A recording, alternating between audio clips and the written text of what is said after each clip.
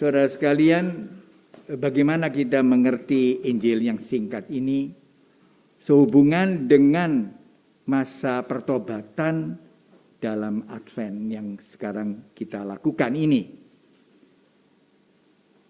Kalau dipikir secara manusiawi, sebenarnya agak janggal firman ini. Mengapa satu ekor yang sesat begitu penting sehingga meninggalkan yang 99 ekor yang tidak sesat? Dan masih lagi juga dengan dirham itu sambungannya ada juga. Tapi saudara sekalian, sebenarnya masalahnya bukan 99 dan 1. Orang seringkali bekerja, mau menjadi baik, tapi masih dibatasi oleh peraturan. Peraturan atau hukum itu tidak buruk, tidak salah, tapi sangat membantu orang untuk berbuat baik. Semua hukum demikian. Tetapi hukum tidak punya makna lebih-lebih di dalam Injil ini. Bila hukum itu tidak bisa membuat manusia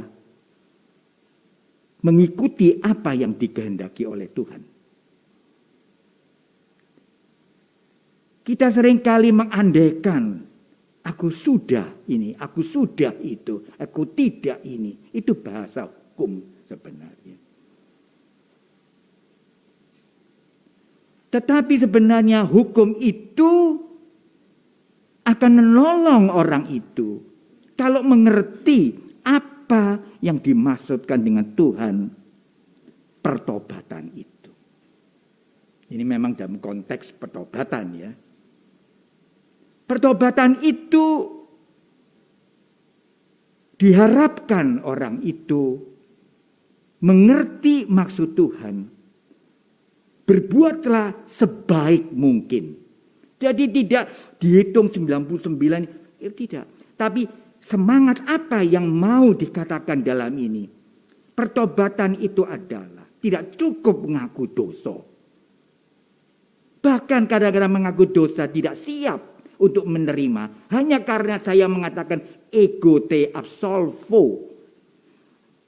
Saya menghapus dosa-dosamu atas nama Tuhan. Otomatis beres. Mestinya ya beres, mestinya. Tapi apakah betul beres? Pulang, berkelahi lagi. Iya. Baru kurang berapa, belum 10 menit terima komuni di gereja.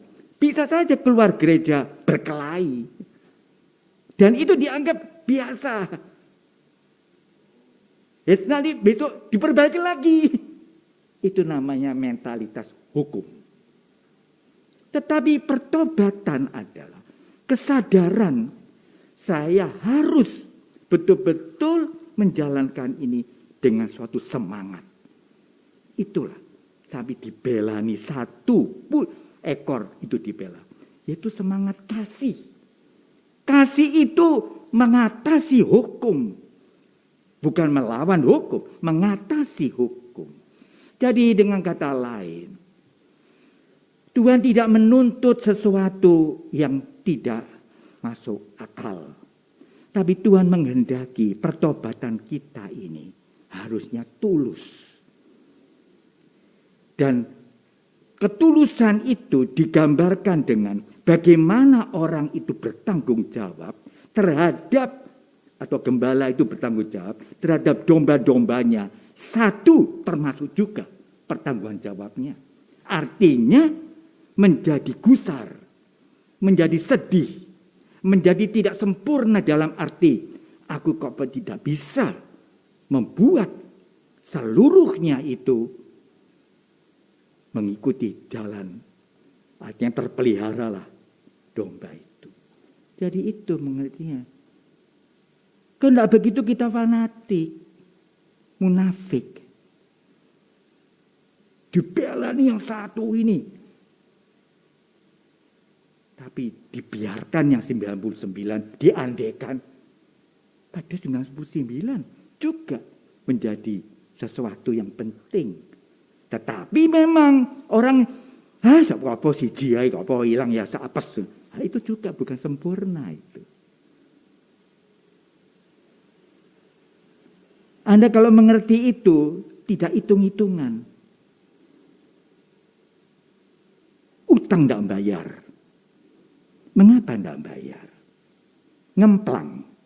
Atau memang tidak punya uang? Apakah sama? Tidak. Ngemplang itu sudah suatu perbuatan di mana orang itu tidak memenuhi kewajibannya. Tapi kalau tidak punya dan dia berusaha mencari tapi belum berhasil, mestinya yang ngutang itu jangan menjadi lintah darat. Aku tidak mau tahu, pokok bayar. Itu semua hukum. Nah, jadi dengan kata lain, Tuhan tuh ingin supaya kita selalu berjuang, jatuh bangun, bagaimana mencintai. Dan mencintai itu tidak gampang. Orang kalau sudah terjebak dengan suatu perbuatannya yang jelek. Ini kan novena kita itu ke situ temanya tuh. Bagaimana keluarga menyambut Natal. Di dalam keluarga itu tidak ada damai dalam arti sempurna. Ada perkelahian. Ada yang juga saling merugikan. Lalu bagaimana? Dibiarkan. Biar memang bojoku iki ya sakel rewel kok iku ya. Asal pokoknya enggak gebu-gebuan. Gebu-gebuan atau tidak itu kan bukan masalahnya. Jadi disitulah sebenarnya kita itu dalam pertobatan. Itu kalau mengikuti ibadat Advent itu saya makin. Orang yang penting harus rendah hati. Bukan sok suci, sok baik, mengadili orang lain. Itu bisa terjadi pada diri Anda dan juga pada saya. Sok suci itulah. Tapi mari berjuang bersama-sama, saling menolong. Juga dengan suami, juga dengan istri. Itu didandani loh. Kamu kan ngalah-ngalai Tuhan. Memang tidak bisa didandani nanti kalau hanya mengikuti keinginanmu. Pikiranmu. Yang sana juga. Perkelahian. Maka marilah saudara sekalian. Sebenarnya yang harus kita sempurnakan. Niat kita. Mata kita, hati kita. Supaya digerakkan oleh belas kasihan. Nanti hasilnya itu belum maksimal. Tidak apa-apa. Tetapi selalu berupaya. Dan orang yang rendah hati, jujur, dan tidak mudah sakit hati, itulah pertobatan yang sempurna. Tidak sempurna karena kita manusia yang tidak sempurna. Tapi kita mau mengikuti kesempurnaan dalam keterbatasan ini. Hanya orang yang rendah hati. Jadi gambarannya ini ya orang yang rendah hati. Orang yang tidak mencari kepentingan sendiri. Itu modus supaya saya dianggap baik. Tidak. Tapi betul motif saya selalu ingin yang baik. Tapi belum berhasil. Tuhan akan menyertainya. Itu pertobatan yang baik. Jadi pengakuan dosa itu relatif.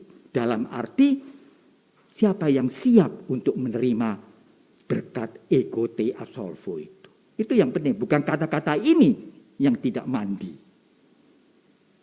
Dan juga, tapi siapkah? Siapnya ada. Baik saya berjuang. Nah, itu pertobatan. Bukan, wis sogo aku. Wis sogo diampuni. Itu masih satu sisi. Berjuang. Nanti kalau ngaku dosa lagi. Ya sama. Tapi dengan semangat berjuang. Kadang-kadang lemah. Itu orang Katolik yang kadang-kadang harus lebih dewasa di dalam caranya melihat dirinya dan melihat orang lain. Dan Advent ini diikuti dengan baik, dihayati. Tidak hanya dibaca begitu aja, panjang lebar itu. Saya pikir turu kabeh iki, kok dibaca gitu aja.